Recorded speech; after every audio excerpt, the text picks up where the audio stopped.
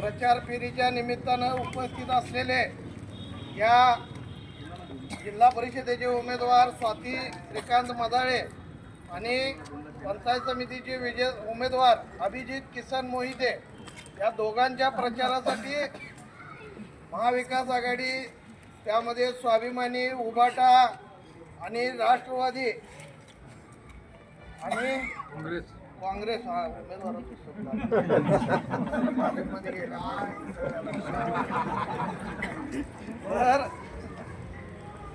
उमेदवार या पक्षाचे आहेत, पण उमेदवार लाटेचे आहेत. लक्षात ठेवा, स्वाती मदाळेंचा इतिहास सगळ्यांना माहिती आहे. श्रीकांत मदाळेंच्या रूपानं तुम्ही आम्ही बघितलाय. किसानांना एक साधा पेंटिंगचं काम करणारा अशा कुटुंबामध्ये जन्मलेल्या सांगायला लागल्यात.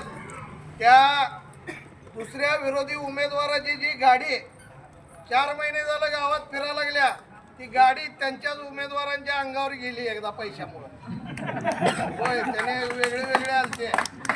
या निवडणुकीमध्ये या महाविकास आघाडीकडून आमच्याकडून फॉर्म भरलेले जेवढे उमेदवार ज्यांनी माघार घेतली आणि एकाच एक उमेदवार दिला, त्याबद्दल पहिल्यांदा त्या सगळ्या उमेदवारांचे मनापासून मी धन्यवाद मानतो.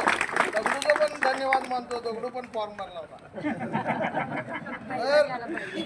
तर नाही मोठेपणा आहे तो. एखाद्यानं फॉर्म भरला आणि माघार घेतला, ते मोठेपणा घ्यायला लागतोय. तर ही निवडणूक होत्या, त्या गाडीनं फिरून मी लई पैसे वाटणार आहे म्हणून सांगत होता.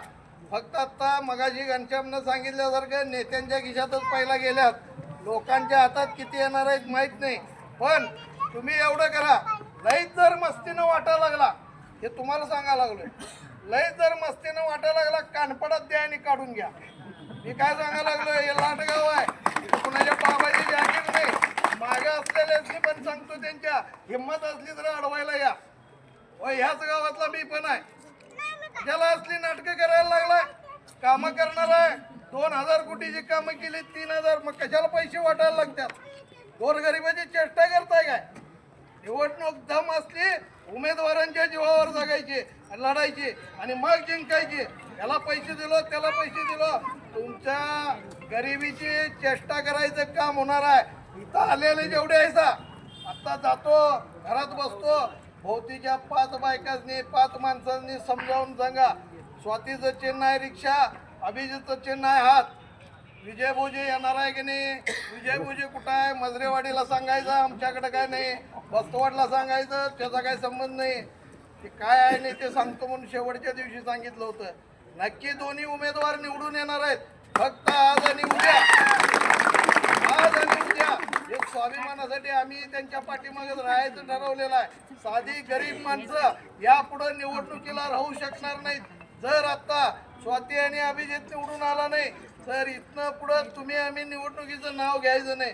50 लाख घ्यायचं आणि मगच उतरायचं. त्यामुळं ह्यांची खोड मोडायसाठी, त्यांची मस्ती जिरवायसाठी सगळ्यांनी या रिक्षा आणि हातावर मतदान करा. 2 दिवस सांगत फिरा. मतदान दिवशी पहिल्यांदा मी जर आहे, माझ्या घराच्या भोवतीची 10 घरं पहिला उठवायची आणि पाठवायची मतदानला, आणि मग तुम्ही जायचं. नाहीतर मतदानला तुम्हालाच ओळखायची पाळी त्या दिवशी. प्रचारला होता आणि मतदान केलं नाही. त्यामुळं गोरगरिबाच्या कुटुंबातली माणसं राहिल्यात. आपण काय पैसे वाटणार नाही. त्यामुळं पैसे तुम्हाला आयुष्याला पुरत नाहीत, पण तुमच्या घरामध्ये 5 वर्ष जिल्हा परिषदेच्या आणि पंचायत समितीच्या सगळ्या योजना तुमच्या दारात येऊन त्यांना द्यायला लावतो. नाही आलं तर कॉलरला हात घालून आणून लावतो तुमच्याकडं. त्यामुळं गरीबाच्या पाठीवर उभं राहूया, एवढंच सांगतो आणि थांबतो. जय